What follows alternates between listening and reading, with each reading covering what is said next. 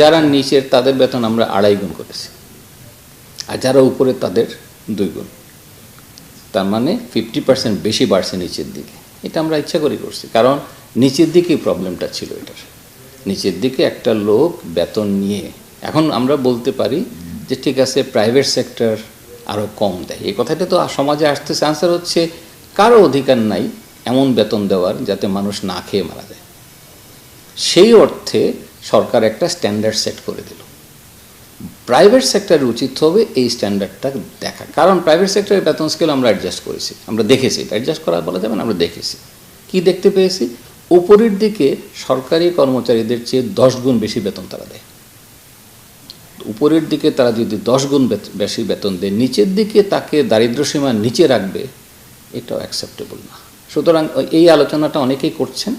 আমার হিসাবে মাথায় রাখতে হবে যে আমি নিচের দিকে একটা কর্মচারী যে কাজ করছে তাকে তো দারিদ্র্যসীমার নিচে রাখতে পারি না, সে যেন খেতে পারে ঠিক মতো, এটা তো রাখতে হবে। সুতরাং সেই প্রিন্সিপালটা আমরা এই প্রথমবারের মতো সেট করে দিলাম যে না, এর নিচে নামতে পারবে না।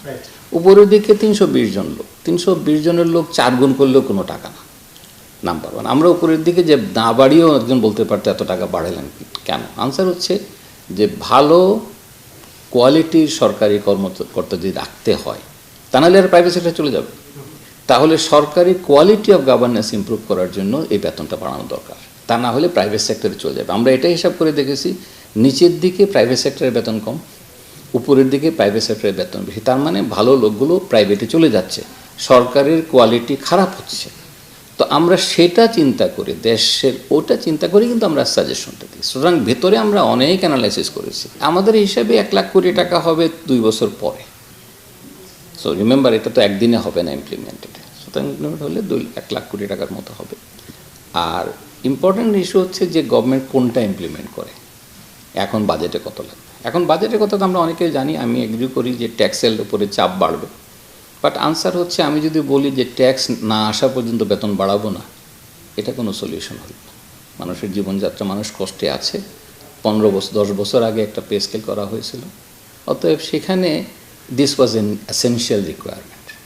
দ্বিতীয় প্রশ্ন যেটা আসে, আমরা যখন খরচ করি, আমাদের $12 বিলিয়ন তো লুটপাট হয়েছে।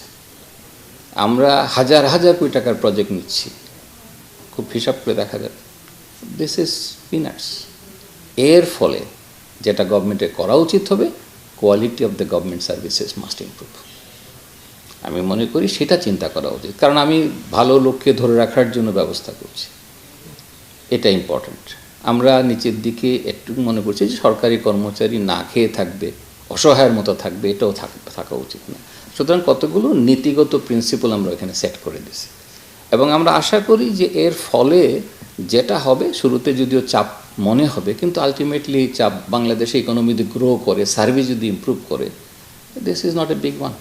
সুতরাং ক্যাবিনেট সেক্রেটারি আন্ডারে যে কমিটি থাকে, সেই কমিটি এটা দেখবে, দেখে তাদের বিবেচনায় যেগুলো করা যায় ইমিডিয়েটলি করবে, এবং তারা করতে পারবে না, তারা ক্যাবিনেটকে জমা দেবে।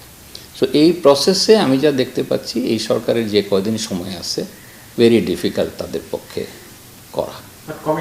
বাট কমিটি হয়ে গেছে এবং সেটা প্রসেসের মধ্যেই হয়ে গেছে।